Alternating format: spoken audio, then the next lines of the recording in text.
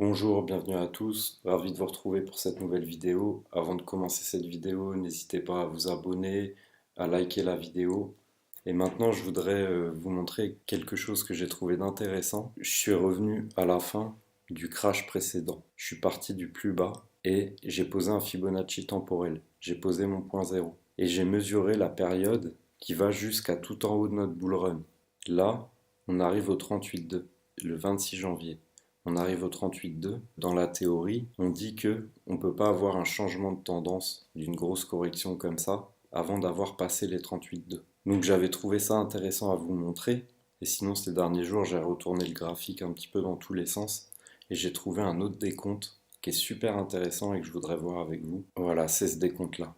Donc là, on est tout en haut de notre bull run en 2017. Et on descend en 1, 2, 3, 4, 5. Ensuite, on a notre flat. Donc pour l'instant, il n'y a rien qui change avec le scénario que je vous avais montré dans une précédente vidéo. Et derrière, on redescend en 1, 2, 3, 4, 5. Alors ce qui va changer, c'est la manière d'assembler mes vagues. Là, je vais la placer en A, B, C, en zigzag A, B, C. Parce que là, quand je mesure ma vague C par rapport à la vague A, je trouve qu'on a touché un petit peu plus bas que 123, on a touché la zone des 123. Et ça, c'est un bon objectif pour une vague C. Ensuite derrière, qu'est-ce que j'ai? Une WXY.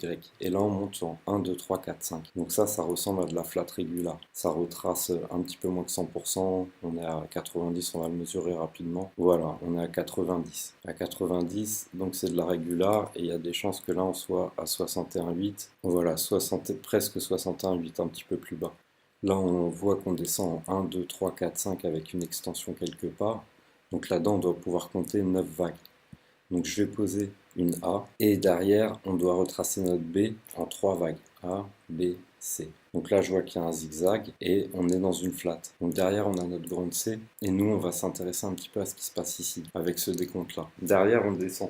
Ça change pas de direction. Par contre, ce qui peut changer, c'est les objectifs. Donc là, on a une 1, 0, 1, 2, 3, 4, 5.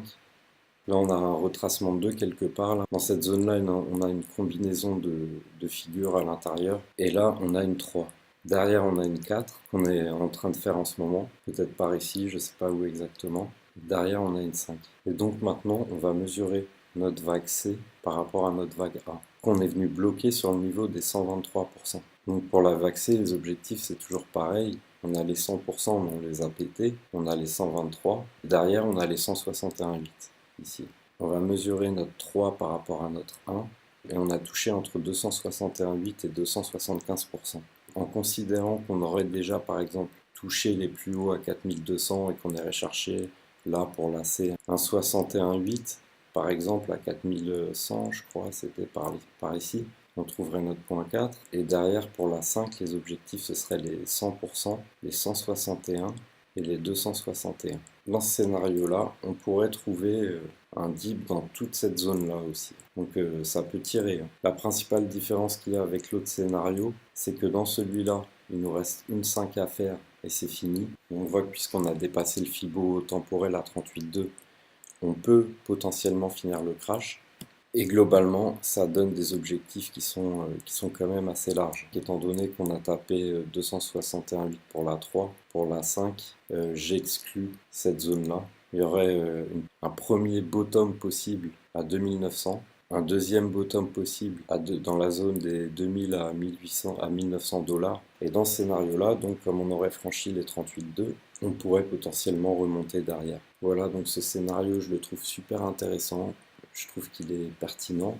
Et toute cette combinaison, en fait, qu'est-ce que ce serait? Une 0W, X, je le pose là, X, Y. Maintenant qu'on a une fractale en plus, ça peut être intéressant de mesurer la Y. L'objectif minimum pour la Y, c'est 61,8 à 3300. Mais on voit que l'objectif suivant, à 100%, on est déjà dans le négatif. Donc ça peut aller en dessous des 61,8 aussi un petit peu. Donc voilà, j'avais trouvé ce scénario alternatif assez intéressant. Et la grande ABC, elle est intéressante aussi parce que justement, moi, dans le décompte, ça m'amène dans cette zone-là. Donc ces deux scénarios, ils sont super intéressants. Merci d'avoir regardé cette vidéo. Si le contenu t'a plu, lâche un pouce bleu. Ciao, à bientôt.